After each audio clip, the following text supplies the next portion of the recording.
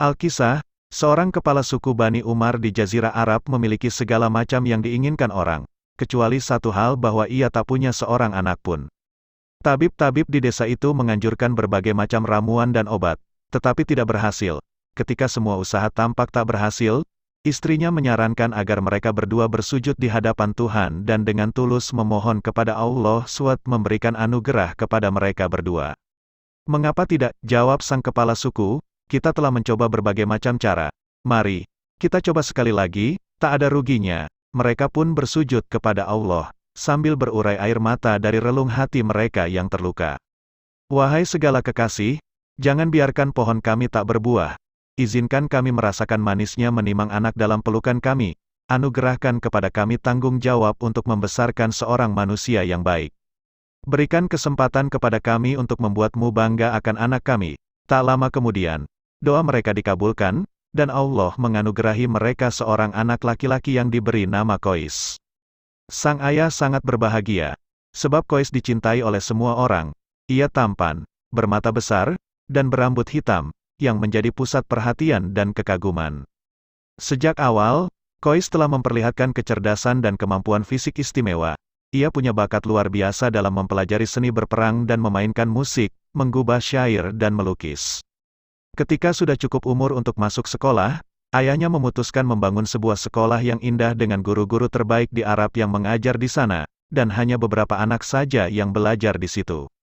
Anak-anak lelaki dan perempuan dan keluarga terpandang di seluruh Jazirah Arab belajar di sekolah baru ini. Di antara mereka ada seorang anak perempuan dari kepala suku tetangga. Seorang gadis bermata indah, yang memiliki kecantikan luar biasa, rambut dan matanya sehitam malam. Karena alasan inilah mereka menyebutnya Laila, sang malam. Meski ia baru berusia 12 tahun, sudah banyak pria melamarnya untuk dinikahi. Sebab sebagaimana lazimnya kebiasaan di zaman itu, gadis-gadis sering dilamar pada usia yang masih sangat muda, yakni 9 tahun. Laila dan Qais adalah teman sekelas. Sejak hari pertama masuk sekolah, mereka sudah saling tertarik satu sama lain. Seiring dengan berlalunya waktu, percikan ketertarikan ini makin lama menjadi api cinta yang membara. Bagi mereka berdua, sekolah bukan lagi tempat belajar. Kini, sekolah menjadi tempat mereka saling bertemu. Ketika guru sedang mengajar, mereka saling berpandangan. Ketika tiba waktunya menulis pelajaran, mereka justru saling menulis namanya di atas kertas. Bagi mereka berdua, tak ada teman atau kesenangan lainnya. Dunia kini hanyalah milik Qais dan Laila, mereka buta dan tuli pada yang lainnya. Sedikit demi sedikit, orang-orang mulai mengetahui cinta mereka, dan gunjingan-gunjingan pun mulai terdengar. Di zaman itu, tidaklah pantas seorang gadis dikenal sebagai sasaran cinta seseorang dan sudah pasti mereka tidak akan menanggapinya. Ketika orang tua Laila mendengar bisik-bisik tentang anak gadis mereka, mereka pun melarangnya pergi ke sekolah. Mereka tak sanggup lagi menahan beban malu pada masyarakat sekitar. Ketika Laila tidak ada di ruang kelas, Qais menjadi sangat gelisah sehingga ia meninggalkan sekolah dan menyelusuri jalan-jalan untuk mencari kekasihnya dengan memanggil-manggil namanya.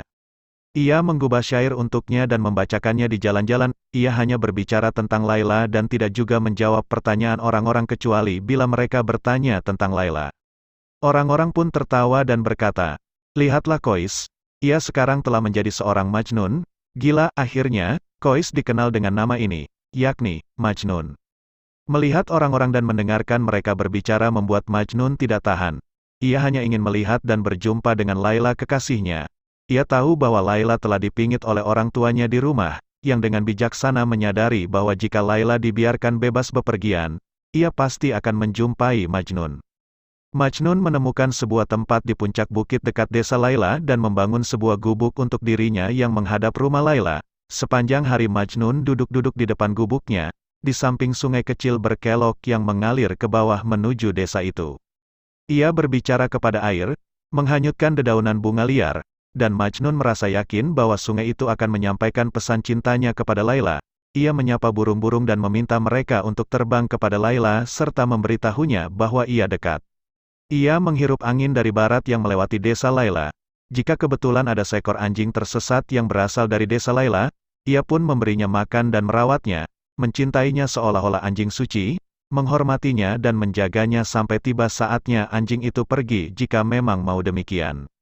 Segala sesuatu yang berasal dari tempat kekasihnya dikasihi dan disayangi sama seperti kekasihnya sendiri. Bulan demi bulan berlalu dan Majnun tidak menemukan jejak Laila. Kerinduannya kepada Laila demikian besar sehingga ia merasa tidak bisa hidup sehari pun tanpa melihatnya kembali. Terkadang sahabat-sahabatnya di sekolah dulu datang mengunjunginya, tetapi ia berbicara kepada mereka hanya tentang Laila, tentang betapa ia sangat kehilangan dirinya. Suatu hari, 3 anak laki-laki, sahabatnya yang datang mengunjunginya demikian terharu oleh penderitaan dan kepedihan Majnun sehingga mereka bertekad membantunya untuk berjumpa kembali dengan Laila. Rencana mereka sangat cerdik. Esoknya, mereka dan Majnun mendekati rumah Laila dengan menyamar sebagai wanita. Dengan mudah mereka melewati wanita-wanita pembantu di rumah Laila dan berhasil masuk ke pintu kamarnya. Majnun masuk ke kamar, sementara yang lain berada di luar berjaga-jaga. Sejak ia berhenti masuk sekolah, Laila tidak melakukan apapun kecuali memikirkan Kois. Yang cukup mengherankan, setiap kali ia mendengar burung-burung berkicau dari jendela atau angin berhembus semilir, ia memejamkan matanya sembari membayangkan bahwa ia mendengar suara Kois di dalamnya. Ia akan mengambil dedaunan dan bunga yang dibawa oleh angin atau sungai dan tahu bahwa semuanya itu berasal dari Kois.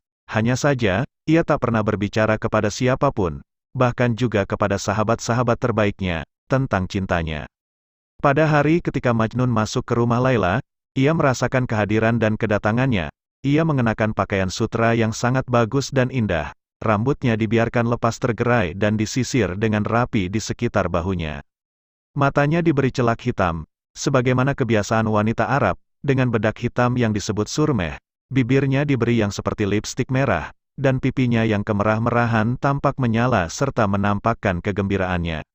Ia duduk di depan pintu dan menunggu. Ketika Majnun masuk, Laila tetap duduk. Sekalipun sudah diberitahu bahwa Majnun akan datang, ia tidak percaya bahwa pertemuan itu benar-benar terjadi. Majnun berdiri di pintu selama beberapa menit, memandangi sepuas-puasnya wajah Laila. Akhirnya, mereka bersama lagi, tak terdengar sepatah kata pun, kecuali detak jantung kedua orang yang dimabuk cinta ini. Mereka saling berpandangan dan lupa waktu. Salah seorang wanita pembantu di rumah itu melihat sahabat-sahabat Majnun di luar kamar tuan putrinya. Ia mulai curiga dan memberi isyarat kepada salah seorang pengawal. Namun, ketika ibu Laila datang menyelidiki, Majnun dan kawan-kawan sudah jauh pergi. Sesudah orang tuanya bertanya kepada Laila, maka tidak sulit bagi mereka mengetahui apa yang telah terjadi. Kebisuan dan kebahagiaan yang terpancar di matanya menceritakan segala sesuatunya. Sesudah terjadi peristiwa itu, ayah Laila menempatkan para pengawal di setiap pintu di rumahnya. Tidak ada jalan lain bagi Majnun untuk menghampiri rumah Laila, bahkan dari kejauhan sekalipun. Akan tetapi jika ayahnya berpikiran bahwa, dengan bertindak hati-hati ini ia bisa mengubah perasaan Laila dan Majnun satu sama lain, sungguh ia salah besar. Ketika ayah Majnun tahu tentang peristiwa di rumah Laila, ia memutuskan untuk mengakhiri drama itu dengan melamar Laila untuk anaknya. Ia menyiapkan sebuah kafilah penuh dengan hadiah dan mengirimkannya ke desa Laila. Sang tamu pun disambut dengan sangat baik, dan kedua kepala suku itu berbincang-bincang tentang kebahagiaan anak-anak mereka. Ayah Majnun lebih dulu berkata, "Engkau tahu benar, kawan, bahwa ada 2 hal yang sangat penting bagi kebahagiaan, yaitu, cinta dan kekayaan. Anak lelakiku mencintai anak perempuanmu, dan aku bisa memastikan bahwa aku sanggup memberi mereka cukup banyak uang untuk mengarungi kehidupan yang bahagia dan menyenangkan." Mendengar hal itu, ayah Laila pun menjawab, "Bukannya aku menolak Kois, aku percaya kepadamu, sebab engkau pastilah seorang mulia dan terhormat," jawab ayah Laila. "Akan tetapi, engkau tidak bisa menyalahkanku kalau aku berhati-hati dengan anakmu. Semua orang tahu perilaku abnormalnya, ia berpakaian seperti seorang pengemis. Ia pasti sudah lama tidak mandi dan ia pun hidup bersama hewan-hewan dan menjauhi orang banyak. Tolong katakan kawan, jika engkau punya anak perempuan dan engkau berada dalam posisiku, akankah engkau memberikan anak perempuanmu kepada anakku?" Ayah Kois tak dapat membantah. Apa yang bisa dikatakannya? Padahal, dulu anaknya adalah teladan utama bagi awan kawan sebayanya. Dahulu Kois adalah anak yang paling cerdas dan berbakat di seantero Arab. Tentu saja, tidak ada yang dapat dikatakannya.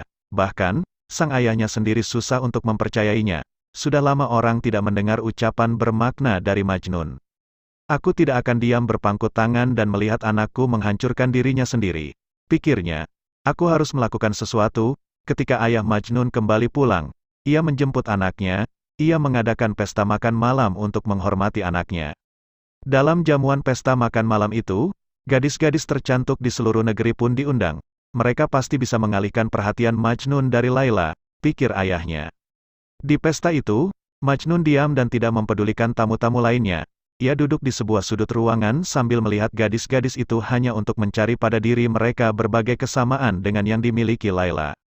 Seorang gadis mengenakan pakaian yang sama dengan milik Laila, yang lainnya punya rambut panjang seperti Laila, dan yang lainnya lagi punya senyum mirip Laila. Namun, tak ada seorang gadis pun yang benar-benar mirip dengannya. Malahan, tak ada seorang pun yang memiliki separuh kecantikan Laila. Pesta itu hanya menambah kepedihan perasaan Majnun saja kepada kekasihnya. Ia pun berang dan marah serta menyalahkan setiap orang di pesta itu lantaran berusaha mengelabuinya. Dengan berurai air mata, Majnun menuduh orang tuanya dan sahabat-sahabatnya sebagai berlaku kasar dan kejam kepadanya. Ia menangis sedemikian hebat hingga akhirnya jatuh ke lantai dalam keadaan pingsan. Sesudah terjadi petaka ini, ayahnya memutuskan agar Qais dikirim untuk menunaikan ibadah haji ke Mekah dengan harapan bahwa Allah akan merahmatinya dan membebaskannya dari cinta yang menghancurkan ini. Di Makkah, untuk menyenangkan ayahnya, Majnun bersujud di depan altar Ka'bah. Tetapi apa yang ia mohonkan, wahai yang maha pengasih, Raja di Raja para pecinta, engkau yang menganugerahkan cinta, aku hanya mohon kepadamu satu hal saja, tinggikanlah cintaku sedemikian rupa sehingga, sekalipun aku binasa, cintaku dan kekasihku tetap hidup. Ayahnya kemudian tahu bahwa tak ada lagi yang bisa ia lakukan untuk anaknya. Usai menunaikan ibadah haji, Majnun yang tidak mau lagi bergaul dengan orang banyak di desanya, pergi ke pegunungan tanpa memberitahu di mana ia berada. Ia tidak kembali ke gubuknya, alih-alih tinggal di rumah. Ia memilih tinggal di reruntuhan sebuah bangunan tua yang terasing dari masyarakat dan tinggal di dalamnya. Sesudah itu, tak ada seorang pun yang mendengar kabar tentang Majnun. Orang tuanya mengirim segenap sahabat dan keluarganya untuk mencarinya, namun, tak seorang pun berhasil menemukannya. Banyak orang berkesimpulan bahwa Majnun dibunuh oleh binatang-binatang gurun Sahara. Ia bagai hilang di telan bumi. Suatu hari, seorang musafir melewati reruntuhan bangunan itu dan melihat ada sesosok aneh yang duduk di salah sebuah tembok yang hancur. Seorang liar dengan rambut panjang hingga ke bahu, jenggotnya panjang dan acak-acakan, bajunya compang kemping dan kumal.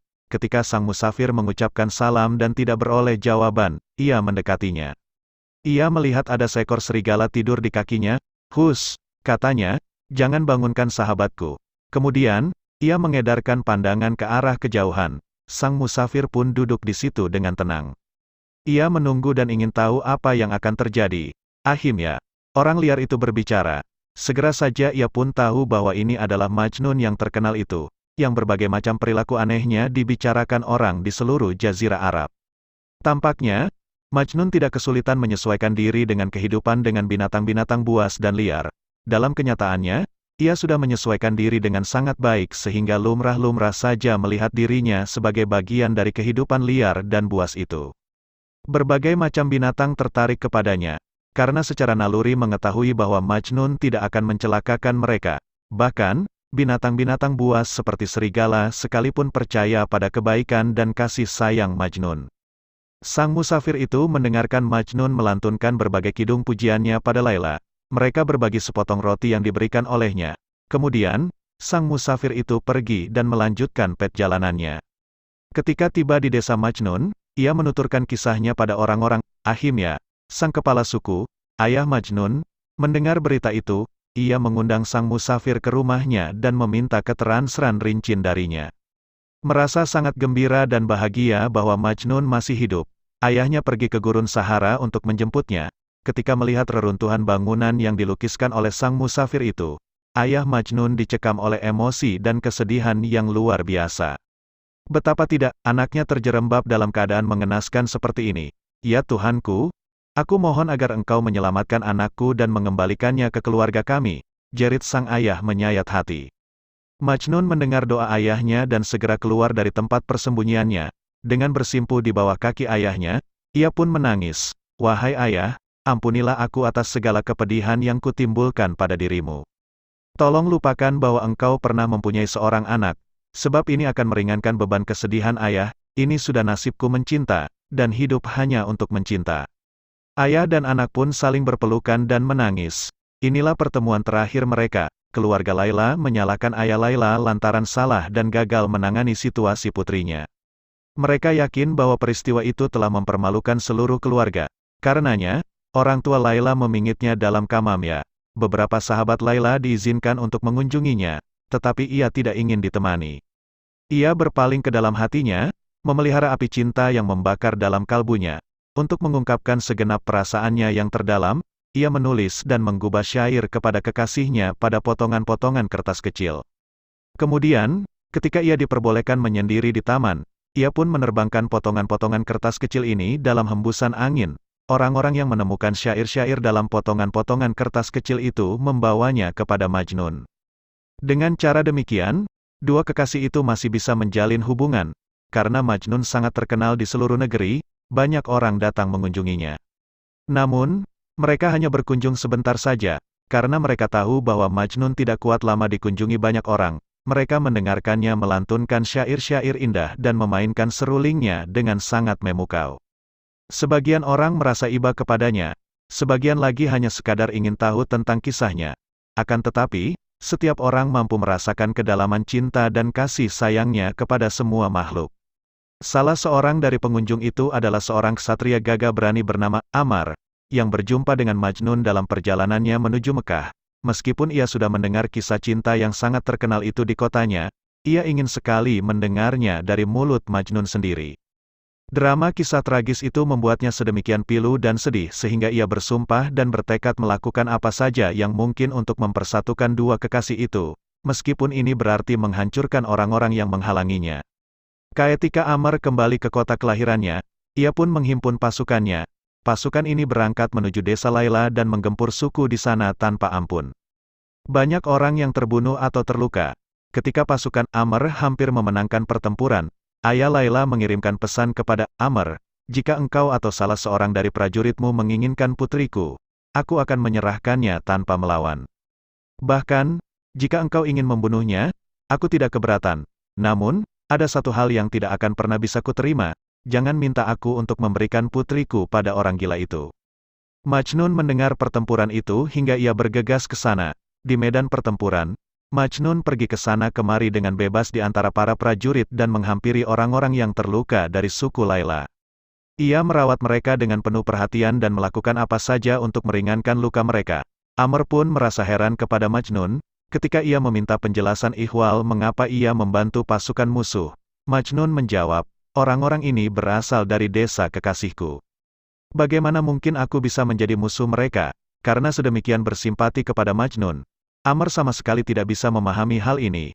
Apa yang dikatakan ayah Laila tentang orang gila ini akhirnya membuatnya sadar. Ia pun memerintahkan pasukannya untuk mundur dan segera meninggalkan desa itu tanpa mengucapkan sepatah kata pun kepada Majnun. Laila semakin merana dalam penjara kamarnya sendiri. Satu-satunya yang bisa ia nikmati adalah berjalan-jalan di taman bunganya. Suatu hari, dalam perjalanannya menuju taman, Ibn Salam, seorang bangsawan kaya dan berkuasa, melihat Laila dan serta-merta jatuh cinta kepadanya. Tanpa menunda-nunda lagi, ia segera mencari ayah Laila, merasa lelah dan sedih hati karena pertempuran yang baru saja menimbulkan banyak orang terluka di pihaknya. Ayah Laila pun menyetujui perkawinan itu. Tentu saja, Laila menolak keras. Ia mengatakan kepada ayahnya, "Aku lebih senang mati ketimbang kawin dengan orang itu." Akan tetapi, tangisan dan permohonannya tidak digubris. Lantas ia mendatangi ibunya. Tetapi sama saja keadaannya, perkawinan pun berlangsung dalam waktu singkat. Orang tua Laila merasa lega bahwa seluruh cobaan berat akhirnya berakhir juga. Akan tetapi, Laila menegaskan kepada suaminya bahwa ia tidak pernah bisa mencintainya. "Aku tidak akan pernah menjadi seorang istri," katanya. "Karena itu, jangan membuang-buang waktumu. Carilah seorang istri yang lain. Aku yakin, masih ada banyak wanita yang bisa membuatmu bahagia." Sekalipun mendengar kata-kata dingin ini, Ibn Salam percaya bahwa, sesudah hidup bersamanya beberapa waktu lamanya, pada akhirnya Laila pasti akan menerimanya. Ia tidak mau memaksa Laila, melainkan menunggunya untuk datang kepadanya. Ketika kabar tentang perkawinan Laila terdengar oleh Majnun, ia menangis dan meratap selama berhari-hari.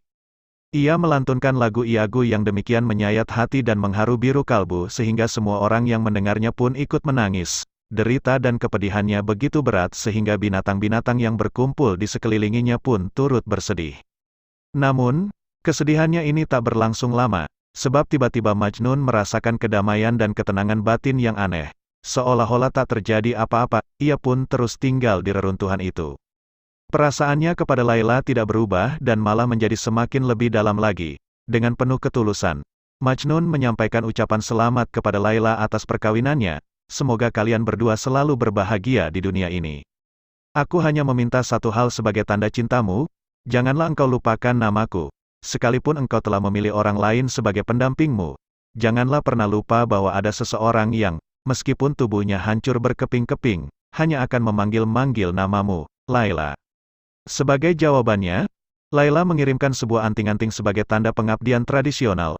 Dalam surat yang disertakannya, ia mengatakan, dalam hidupku, aku tidak bisa melupakanmu barang sesaat pun. Kupendam cintaku demikian lama, tanpa mampu menceritakannya kepada siapapun. Engkau memaklumkan cintamu ke seluruh dunia, sementara aku membakarnya di dalam hatiku, dan engkau membakar segala sesuatu yang ada di sekelilingmu. Kini, aku harus menghabiskan hidupku dengan seseorang, padahal segenap jiwaku menjadi milik orang lain. Katakan kepadaku, kasih, mana di antara kita yang lebih dimabuk cinta, engkau ataukah aku? Tahun demi tahun berlalu, dan orang tua Majnun pun meninggal dunia. Ia tetap tinggal di reruntuhan bangunan itu dan merasa lebih kesepian ketimbang sebelumnya. Di siang hari, ia mengarungi gurun Sahara bersama sahabat-sahabat binatangnya. Di malam hari, ia memainkan serulingnya dan melantunkan syair-syairnya kepada berbagai binatang buas yang kini menjadi satu-satunya pendengarnya. Ia menulis syair-syair untuk Laila dengan ranting di atas tanah. Selang beberapa lama, karena terbiasa dengan cara hidup aneh ini, ia mencapai kedamaian dan ketenangan sedemikian rupa sehingga tak ada sesuatu pun yang sanggup mengusik dan mengganggunya. Sebaliknya, Laila tetap setia pada cintanya. Ibn Salam tidak pernah berhasil mendekatinya. Kendati pun ia hidup bersama Laila, ia tetap jauh darinya. Berlian dan hadiah-hadiah mahal tak mampu membuat Laila berbakti kepadanya. Ibn Salam sudah tidak sanggup lagi merebut kepercayaan dari istrinya. Hidupnya serasa pahit dan sia-sia. Ia tidak menemukan ketenangan dan kedamaian di rumahnya. Laila dan Ibn Salam adalah dua orang asing dan mereka tak pernah merasakan hubungan suami istri. Malahan, ia tidak bisa berbagi kabar tentang dunia luar dengan Laila.